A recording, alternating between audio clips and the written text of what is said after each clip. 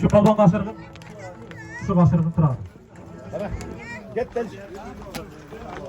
Al gel taşlap verin ha. Bu zerge taşlap. Bir aylandırıp gel taşlap. Nurek balonun sorunu ne? Balban $100 sorun. Opam lan $100. Buna Karagül'den Çuvak balban. Özünün akedinden Akkula degen atında buna $100'ga salıp geldi balban. Gelin bir жақшы балбан төлеп айтады балбан. Тоқтайды, şu берген ihsanыңызды Алла Тағала қабыл қылсын aka.